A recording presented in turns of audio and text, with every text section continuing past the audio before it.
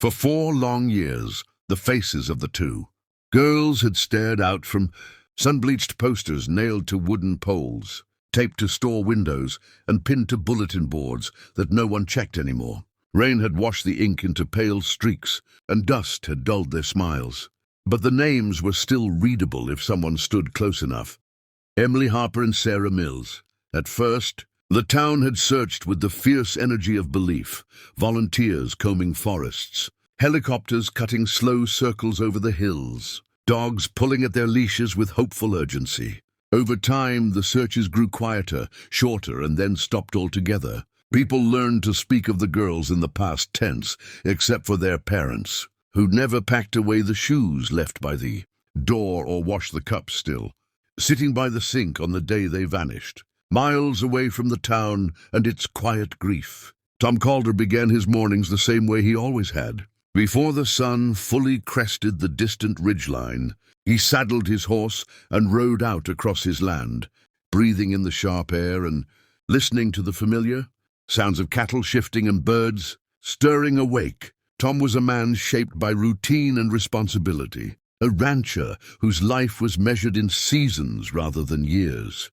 His horse, Dusty, had been with him through storms that flattened, fences and winters that killed weaker men. Dusty was old now, his coat flecked with grey, but his instincts were sharp, owned by years of moving as one with the land. That morning felt ordinary at first. The ground was still damp from melting frost, and the wind carried the clean scent of stone and pine. Tom guided Dusty along a well-worn path near the boundary of his property, checking for broken wire and signs of predators. The canyon lay ahead, its narrow mouth cutting sharply into the earth like a wound the land had never healed. Tom rarely went near it. The slopes were unstable, the shadows deep, and nothing good ever came from wandering into places that the sun avoided. Dusty stopped. It was sudden enough to jolt Tom forward in the saddle. He pulled gently on the reins, expecting the horse to step on after a moment's hesitation. But Dusty didn't budge. His ears were rigid, pointed straight toward the canyon, his muscles tight beneath Tom's legs. The horse took one careful step forward, then planted his hooves firmly, refusing to move another inch. "Easy, boy," Tom murmured, patting Dusty's neck. He clicked his tongue, a familiar signal, but Dusty only shook his head, snorting softly. Tom frowned. In all the years he'd ridden this land, Dusty had never acted like this without a reason. Horses sense things men often missed. Tom slid down from the saddle and studied the canyon mouth. From where he stood, it was nothing but jagged rock and shadow, the wind weaving through it with a low, hollow sigh. He listened closely, straining to separate imagination from reality.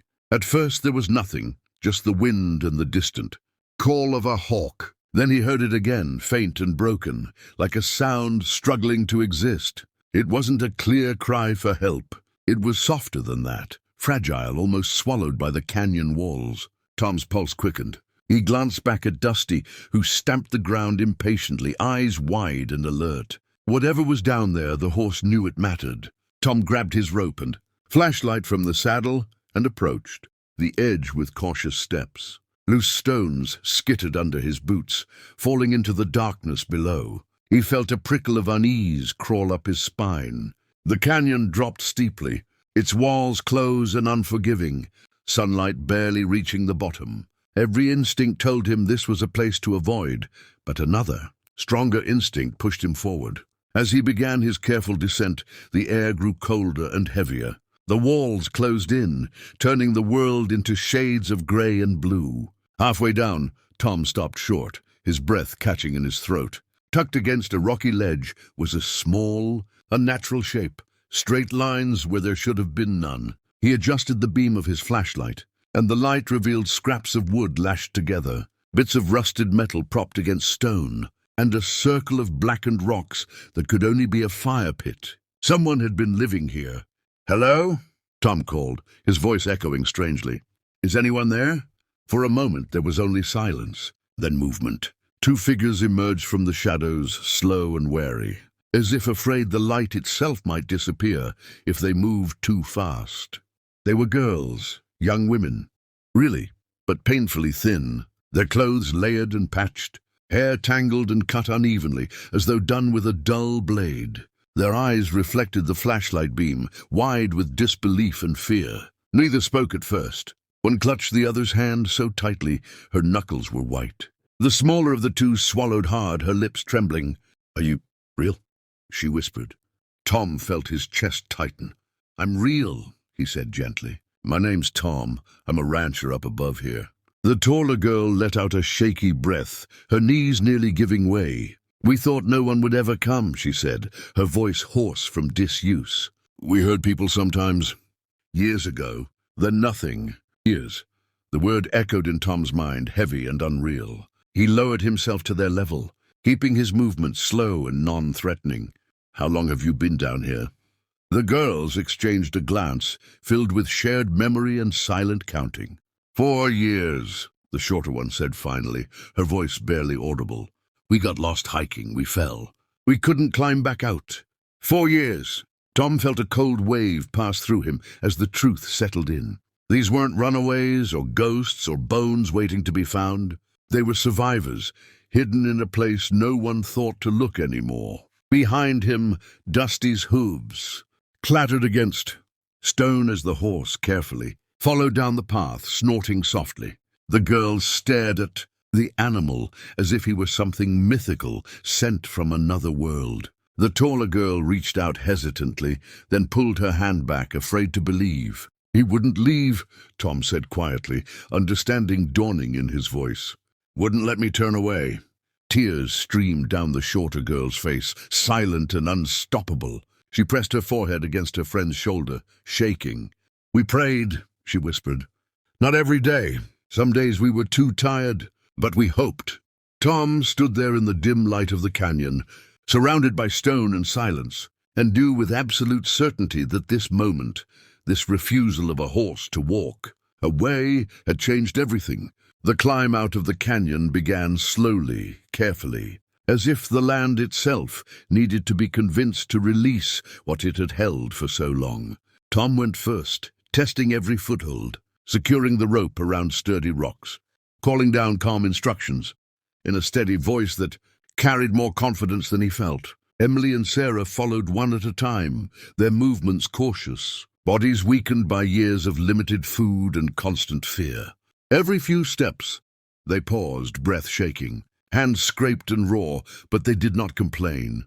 Compared to the endless days trapped below, this pain meant progress. It meant escape. Dusty stayed close, impossibly sure-footed, lowering his head whenever the girls needed balance, his warm breath fogging the cold air. At one narrow ledge, Sarah slipped, a sharp cry tearing from her throat, and Emily screamed her name. But the rope held, Tom braced himself, and Dusty stepped forward, steady as stone. Sarah clung to the rock, sobbing until Tom guided her safely past the danger. In that moment, fear gave way to something stronger than panic, belief. For the first time in 4 years, they allowed themselves to fully believe they were going home. When they finally reached the rim of the canyon, the world opened up in a way that felt almost overwhelming. The sky stretched endlessly above them, pale blue and impossibly bright. Emily shielded her eyes, laughing through tears, the sound breaking free like it had been locked inside her chest for years. Sarah dropped to her knees, pressing her palms into the dirt, grounding herself as if the earth itself might vanish if she didn't hold on. The wind moved freely up there, not trapped and echoing like it had been below, and it carried the smell of grass, cattle, and open land. Tom helped them sit and wrapped his jacket around Sarah's shoulders, while Emily leaned against Dusty, fingers buried in the horse's mane. Her hands trembled, not from cold, but from the shock of freedom. "We used to dream about the sky," she said softly. "Down there you only see a thin line of it. Some days we thought it forgot about us." Tom turned away for a moment, his jaw tight, and radioed for help. His voice cracked as he explained what he'd found, where they were, how long they'd been missing. The response was immediate, urgent voices, disbelief, orders to stay put. Sirens would come, they said, medical teams, law enforcement. Everything the girls should have had years ago was finally on its way. As they waited, Emily and Sarah spoke in fragments, pieces of a story too big to tell all at once. They talked about the fall, the injuries that made climbing impossible, the weeks of screaming until their voices failed.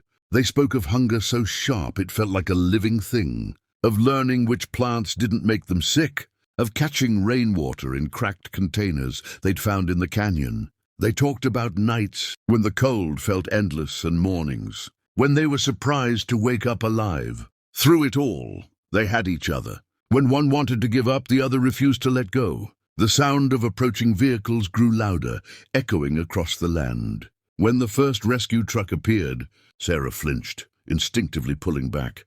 Unused to sudden noise and strangers, Emily squeezed her hand. "It's okay," she whispered. "This time it's real." Medics moved carefully, speaking softly as they assessed the girls, wrapping them in blankets, offering water in small, careful sips. Questions poured in, but Tom stayed close, answering what he could, shielding them when the attention became too much. Dusty stood nearby, calm and unmoving, as if guarding the moment until it was truly safe to let go. The reunion came later, at the hospital, in a room that could barely contain the emotion it witnessed. Parents who had aged years in a single moment rushed forward, hands shaking, voices breaking as they touched faces they had memorized, only through photographs and dreams. There were tears that carried grief, relief, guilt, and gratitude all at once. Emily's mother clutched her daughter like she might disappear again. Sarah's father sank into a chair, sobbing openly, his hand never leaving hers. News spread fast. Headlines called it a miracle. Reporters spoke of fate, of luck, of unbelievable coincidence. But those words felt too small. The truth was quieter and deeper. Survival born from resilience, rescue sparked by instinct, and a simple refusal to walk away, to give up, to stop hoping. Days later, when the shock softened and strength slowly returned, Emily and Sarah asked to see the ranch again. They wanted to thank Tom, but more than that, they wanted to see Dusty. When they approached the horse, both girls laughed through fresh tears, wrapping their arms around his neck without fear this time. Emily pressed her forehead against his, whispering words only he could hear. Sarah stroked his mane gently. "You didn't leave," she said. "You stayed when everyone else was gone." Tom watched them, a lump in his throat, knowing some moments change a person forever. The canyon still existed, dark and silent, but it no longer held their story alone. That story now belonged to the world, a reminder that hope can survive in the deepest places. And sometimes salvation comes on four steady legs, guided by instinct and heart. If this story touched you, moved you, or reminded you to never give up hope, please like the video and subscribe to the channel for more powerful, real-life inspired stories.